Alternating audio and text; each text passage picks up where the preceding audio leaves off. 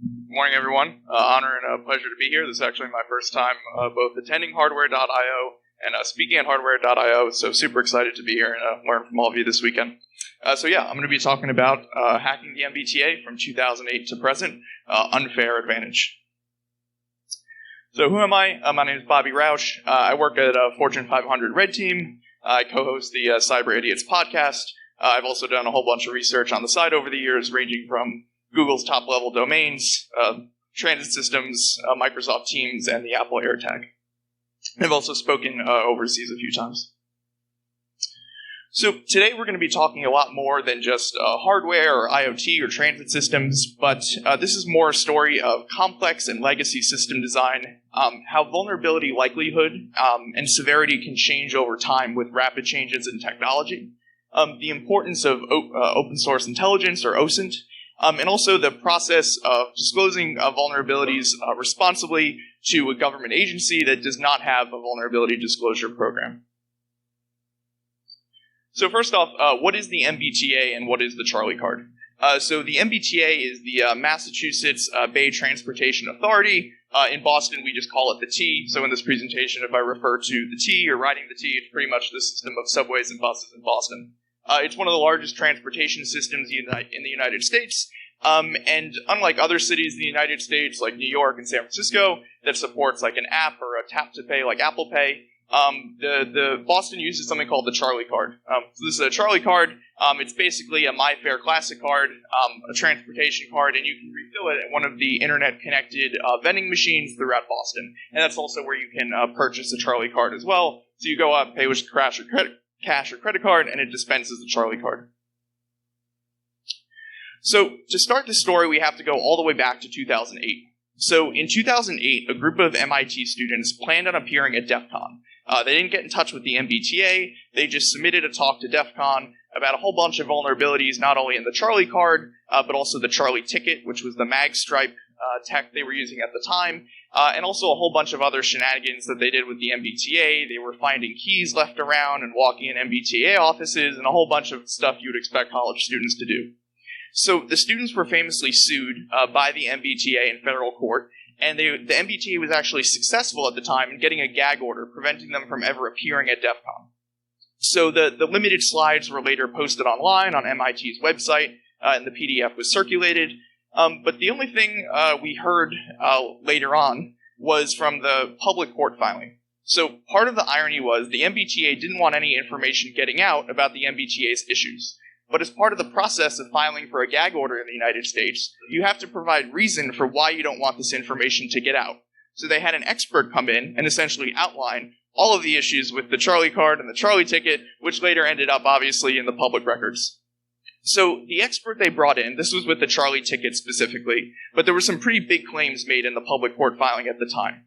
So basically this expert came in and said that the Charlie ticket is vulnerable to both cloning and forgery attacks, that the value of how much you have to spend is actually stored on the card and not in any sort of centralized database, that anyone can read or write the contents of the card given the correct equipment. We'll get to that. The cryptographic signature is not used on the data to ensure integrity. We'll get to that as well. And also the MBTA networks do not leverage any type of centralized card verification. So a lot of pretty big claims to come out in court.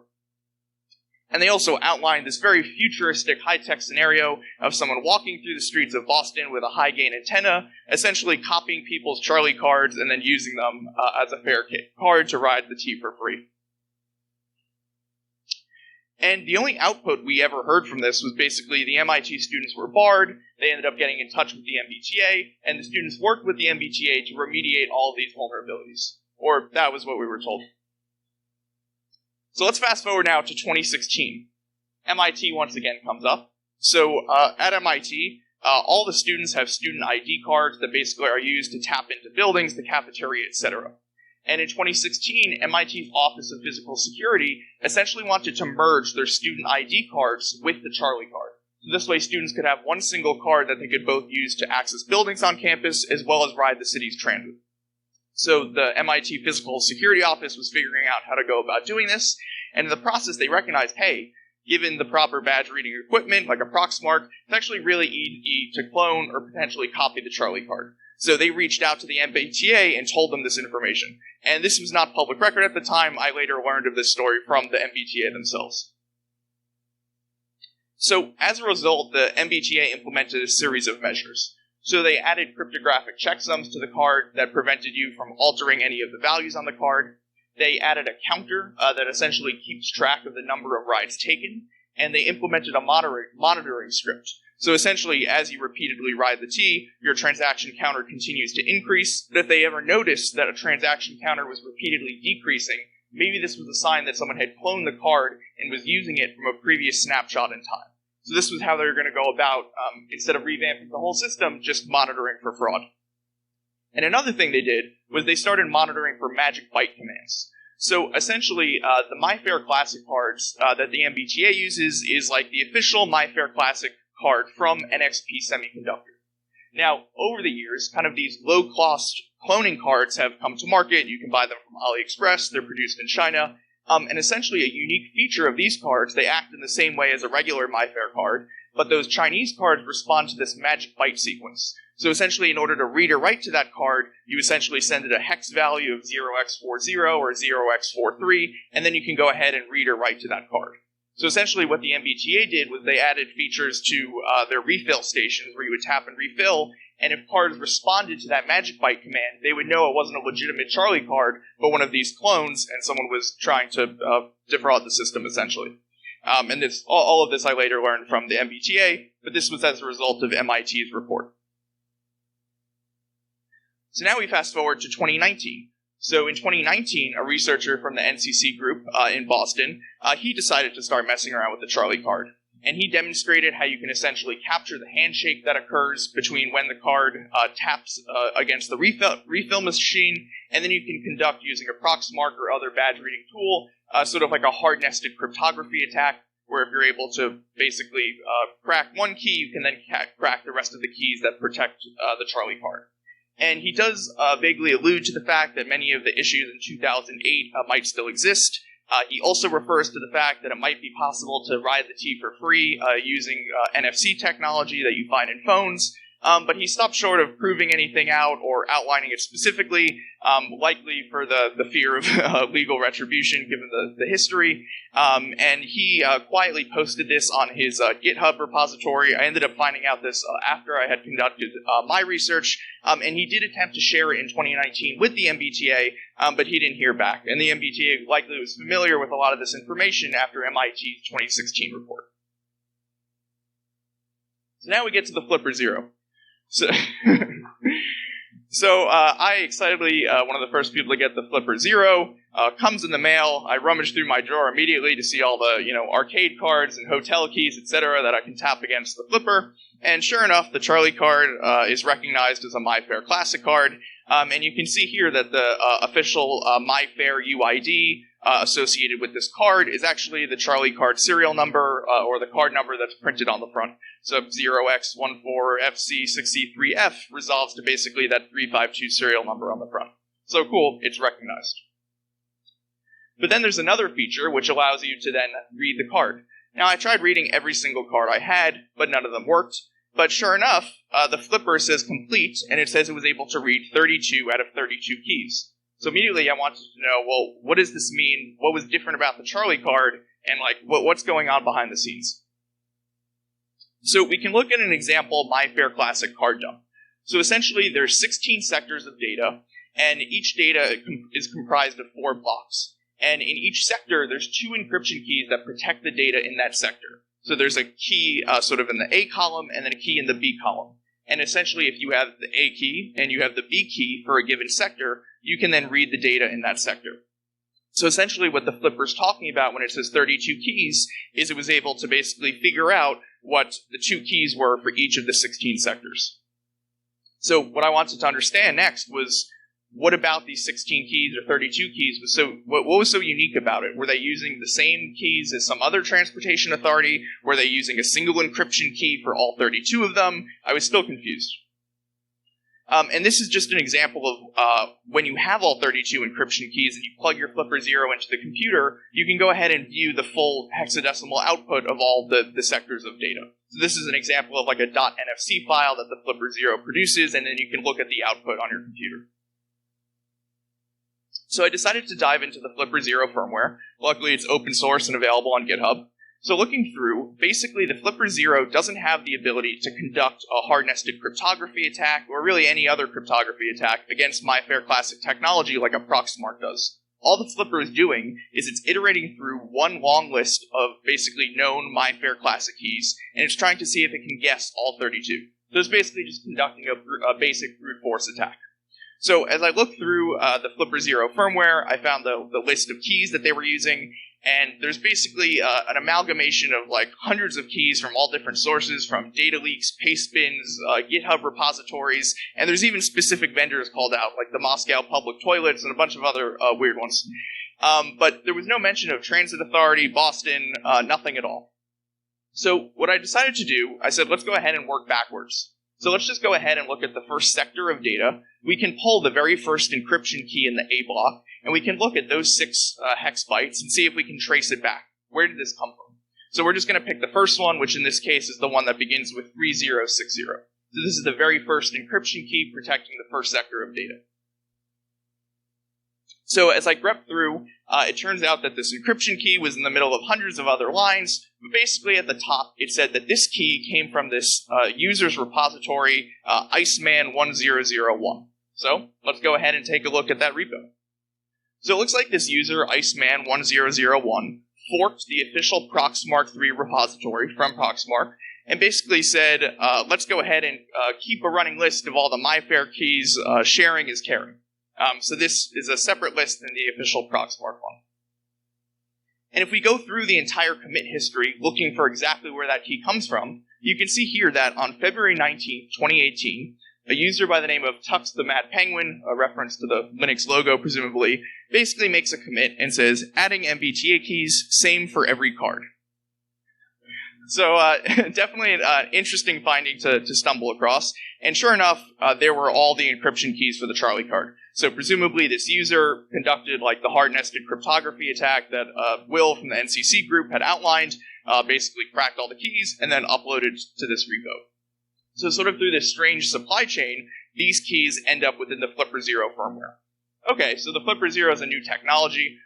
Presumably some set of people in Boston were probably going to buy one and try tapping their, CharlieCard against it.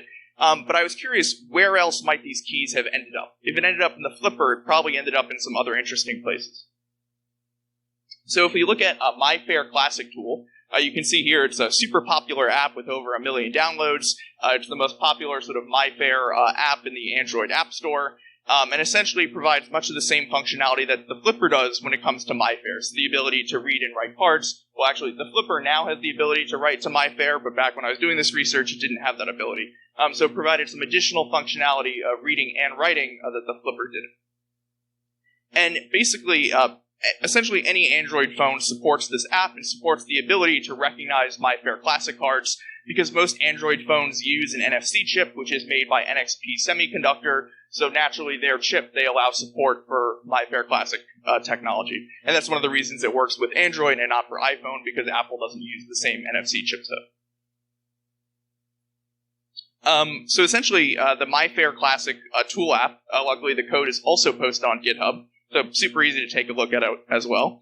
And sure enough, if we look at the source code for the app, on February 25th, 2018, so a couple of days after that other user dumped the CharlieCard keys, essentially those keys were copied and pasted from that repository to this one. So this guy obviously was keeping track of what the latest keys were and creating a running list for his own app. So now suddenly, anyone with an Android phone in the city of Boston has the ability to read or write a CharlieCard without a very low technical bar of complexity because the keys have made it on there. So this whole story started in 2008. We're now in 2022. I felt it was time to sort of definitively prove today that the cards, the stored value was still present on the card. That was step one. Prove, are they storing value on the card? If so, where is it stored? So if we look back at this hex dump, it's very difficult to discern where value is being stored amongst all these hex values. So I was taking multiple walks a day to my local refair station, putting random values of cents and dollars and way too many cards to count, tapping at different times, different machines, different stations. And it was a very difficult challenge to reverse engineer because there seemed to lack any sort of consistency in terms of where a single value was changing from one to the next. Values that would change in one sector suddenly would jump to a different sector, and there didn't seem to be any consistency or pattern of where value was being stored. So I thought the thing that would be most helpful in this reverse engineering challenge would be to start with a card that had absolutely no money on it, put some money on it, and compare the before and after. And part of the problem I was facing is when you go to one of these machines to purchase a card, they don't let you get a blank card. Presumably you want some money on the card if you're actually trying to purchase one. So luckily the MBTA actually has retail sales locations in a few locations in Boston. So essentially your local like wine or liquor store, your 7-Eleven, you can walk in and purchase a CharlieCard if you kind of live in like a dead zone where there's no refill station.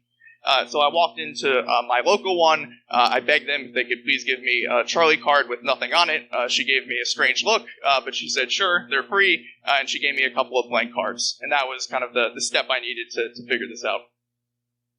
So from there, it was very easy. So the part in the red is the card basically with no money on it, blank card from the start that I got from the store. And then the card that has the green lines is after I put $2.40 on it.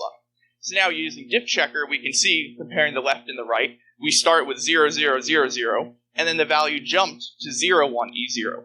So 0, 1, E0 is 0x 0, 1, E0, which is equal to 480. If we divide that by 200, that's $2.40, and that's exactly how much I put on the card. So they're using obfuscation, but the stored value is present. And this actually makes sense in the context of the Boston transit system, because Boston is unique compared to a lot of other cities, is when you're in the sort of the heart of metropolitan Boston, the T is running underground, and you go behind kind of one of those internet-connected fare gates, you tap your card at a station, and then you walk through.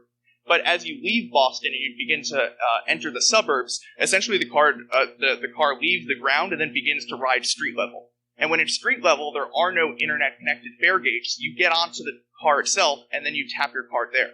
But the cars are not internet-connected.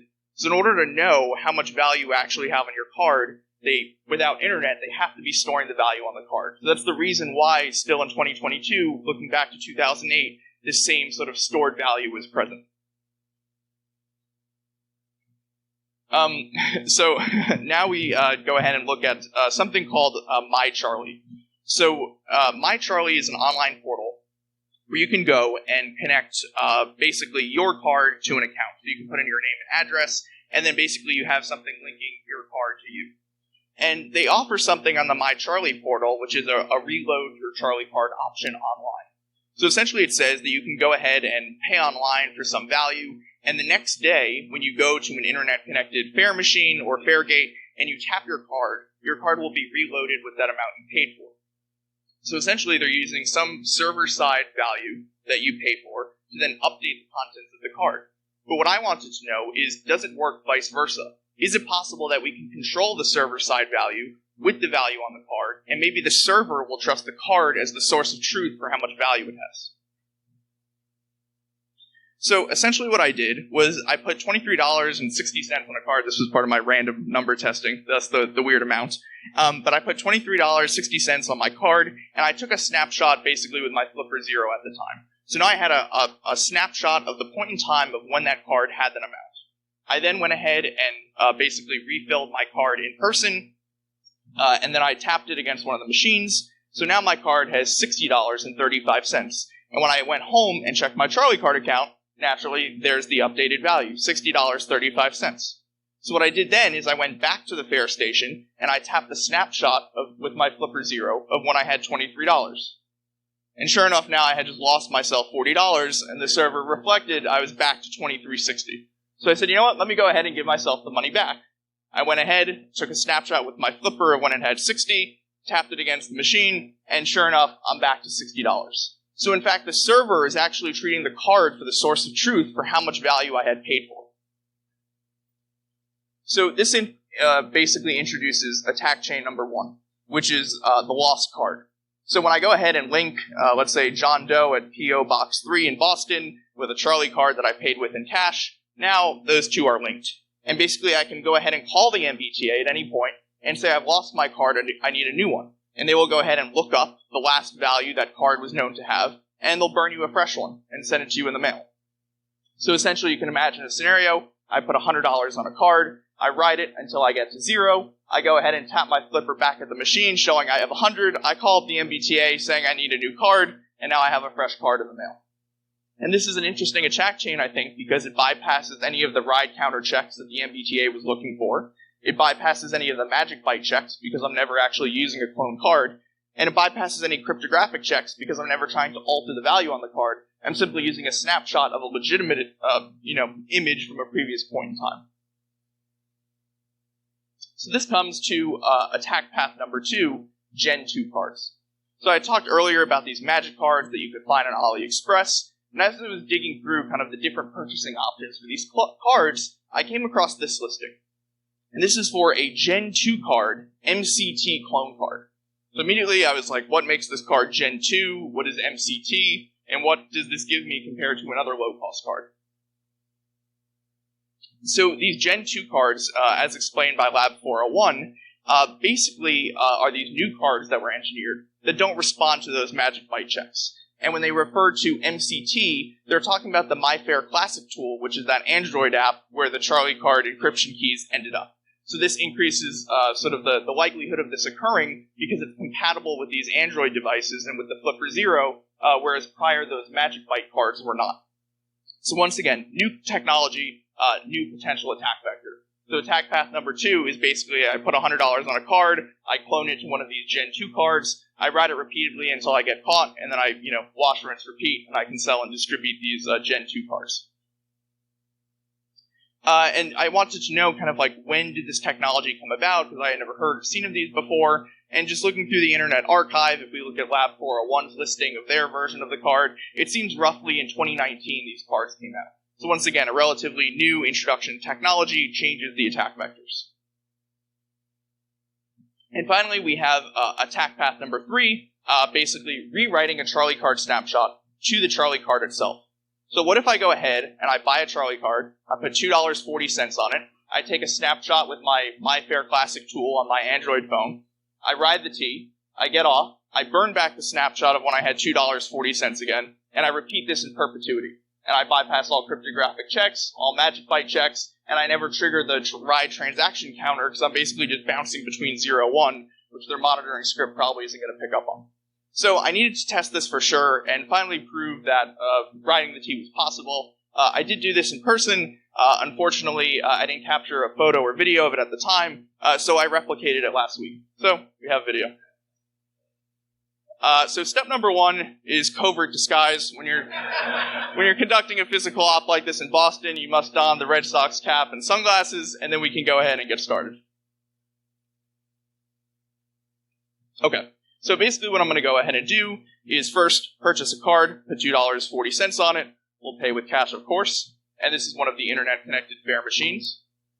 Next, we'll go ahead and basically create a snapshot of the Charlie card, so of it having $2.40. You can see here the Mifare Classic tool app. It has the standard list of keys, which basically iterates through thousands of keys.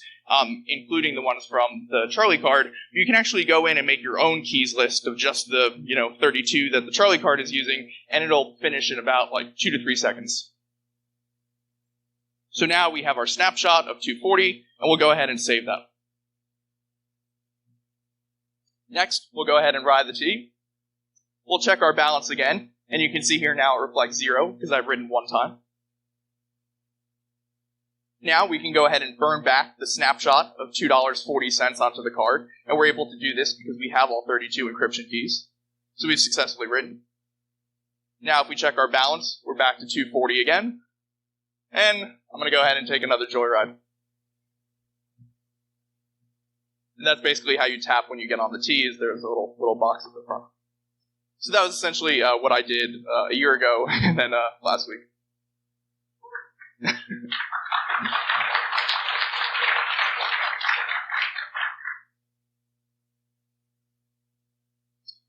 So this comes to vulnerability disclosure. So Will from NCC had tried to reach out to the MBTA in 2019. He wasn't able to get in touch with anyone. Obviously, there was the 2008 legal precedent of being sued in federal court. No one likes being sued. I don't either. But I did feel like it was important to disclose this to the MBTA due to kind of all these changes in technology, the introduction of these new cards, the leaking of encryption keys, the introduction of the Flipper Zero, and kind of the presence of the keys across the Flipper Zero and this Android app, and how easy it is now compared to 2008 to basically ride the transit system for free. So I submitted an email to just their general Contact Us page on the MBTA website saying, do you have a vulnerability disclosure program? I heard back from the CISO, funny enough, and we ended up having a positive conversation with him and some other members of the team. I kind of hid my identity and just said, I'm Bobby, and I can ride the T for free. I'm an ethical hacker and security researcher, and this is what's possible. We had a good conversation, but then after I got an email from the MBTA, and the tone of the email kind of didn't align with the conversation I had with them. And they basically outlined that they would agree not to initiate legal action against me, provided I adhere to a 90-day timeline. And if they're not able to resolve or mitigate the vulnerability, then I'm not allowed to disclose. And if I do disclose, then my sort of legal safe harbor will be null and void. So that's not how 90-day disclosure works. But I got the sense that the security team was great, but I sensed that behind the scenes, there's other people at the MBTA, legal, that probably didn't want this information to come out, and I just didn't feel equipped. I'm not a lawyer. I don't know how to start negotiating these terms. Like, how do I reach an agreement with the MBTA about public disclosure? Because there's also a lot of questions that are unanswered when it comes to something being resolved, right? Like, if it's a cross-site scripting vulnerability, like, that's easy to go ticket and patch. But how do you mitigate or resolve kind of a large transit system, Mifare classic cards, thousands, if not millions of cards in Boston over the years, mitigated or resolved can have many different meanings, depending if it's me or the MBTA. And I was also concerned that the MBTA might come after me legally, not the security team, but someone either at the MBTA legal or even the state of Massachusetts, because the MBTA was kind of going through a PR nightmare at the time. Like, trains were literally catching on fire and people were leaping into the Charles River below. People and the citizens in Boston were calling for the T to be abolished. So I was fearful that, like, one additional story would not be something the MBTA was really looking for at that time. Oh, by the way, and it's possible to defraud the system. So luckily, I was able to get in touch with Kendra Albert from the Harvard Cyber Law Clinic. So essentially, at Harvard Law School, they have this cyber law clinic where they pair, legal students with a Harvard Law School professor, and together they work on sort of like real-life cyber cases. So whether that be vulnerability disclosure, privacy issues, etc. So I reached out to them, explained kind of the situation I was in, trying to negotiate these terms with the MBTA. They agreed to represent me pro bono, and essentially they helped me negotiate these disclosure terms with the MBTA. So basically, the final agreement we came to after many conversations and emails was, they committed not to notify law enforcement or sue me, essentially, so long as I help them. At the end of 90 days, they can go ahead and share input as what they'd like to be publicly disclosed or not, but ultimately I can decide. The one caveat was that they could also publicly disclose before the 90 days were up. So there was some fear from, Harvard Legal that the MBTA might try and, come out in front of whatever disclosure I was going to do and share sort of their version of events.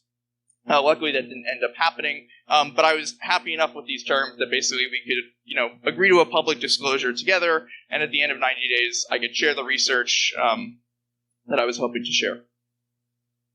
And also in the process, something that I think would be valuable for all of you is Harvard kind of drafted this 40-page legal memo that their students and the professor worked on, basically analyzing my legal risk of, riding the T for free, doing this research, etc. So basically what they concluded is that these emails with the MBTA agreeing to these terms of legal safe harbor are actually not binding because they're just emails and not a legal contract. And that under the current charging policy of the Computer Fraud and Abuse Act, it would be really hard, although not impossible, for the MBTA to come after me. And it would probably look worse in the press than actually in the legal system if they were to try and sue me given these emails. So just something to keep in mind if you're thinking about, doing research, working with a vendor. Emails are not legally binding, but you can certainly take steps that will kind of help you not get sued, I guess. And basically, Harvard also suggested that, look, the risk of you being sued is probably little, but not non-zero. So something you can do that would help you is in your basically public disclosure, in your blog post, don't give someone an outline of where to buy these cards, how to ride the T for free, which app to use. Just kind of talk about what you discovered, what's still possible, and basically the headline being you can ride the T for free with your phone. And that was ultimately kind of the blog I decided to write and decided at a conference at a later date. Today, I would share kind of more of the details of what happened behind the scenes. And then I coordinated that disclosure with the Boston Globe.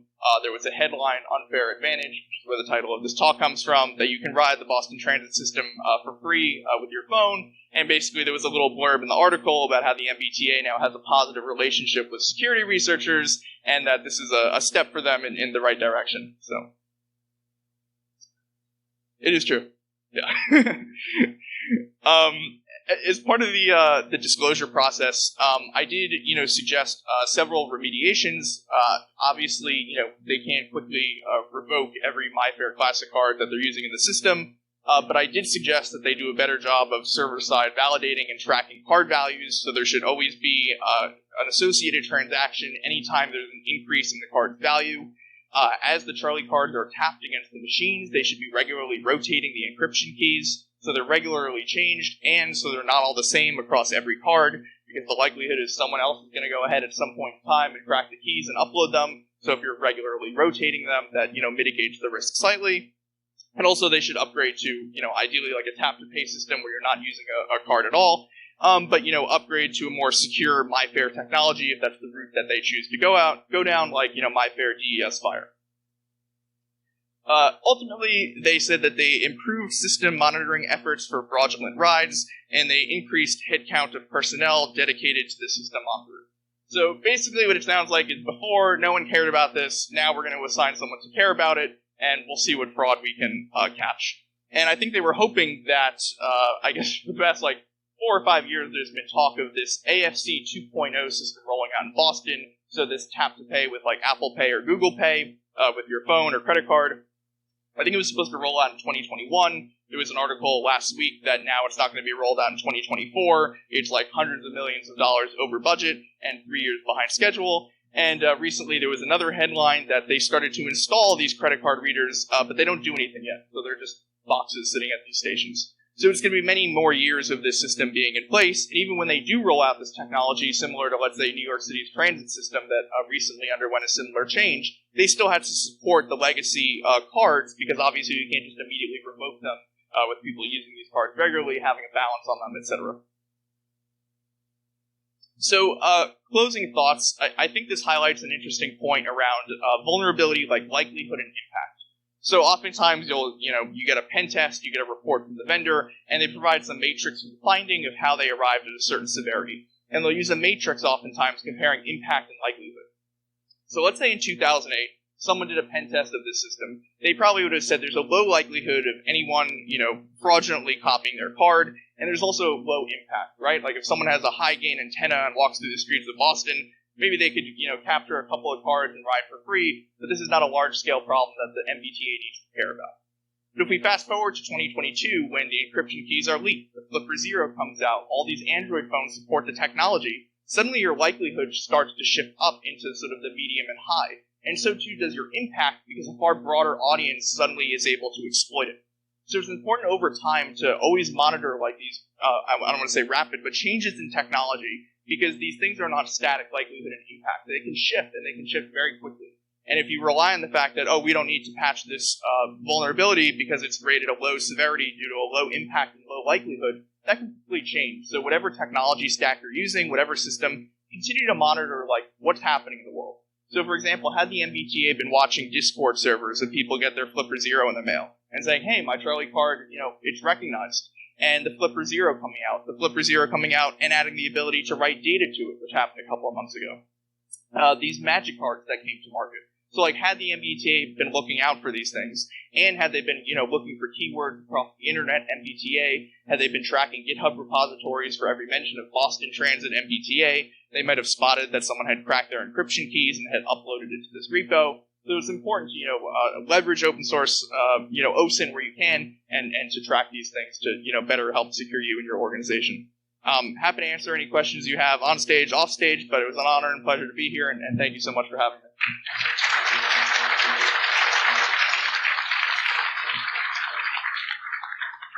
We have time for question. Anyone? Okay.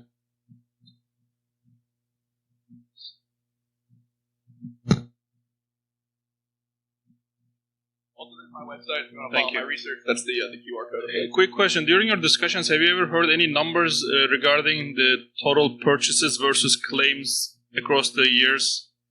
Yeah, so the only information I have is the information that the MBTA put out. So in that Boston Globe story, they alluded to the fact that, the amount of fraud is in, maybe the dozens, if you will. But when I had spoken to the MBTA in my conversations with them, they had alluded to the fact that they had definitely noticed a spike in fraudulent rides, particularly when the Flipper Zero started to come to market. So I think it's probably more than the dozens and probably more likely in the hundreds, if not thousands. Now, I'm not sure the effectiveness of their new monitoring scripts. Obviously, I filmed that video a week ago showing how you can still ride for free. That card still seems to be active, but my guess is probably somewhere in the hundreds.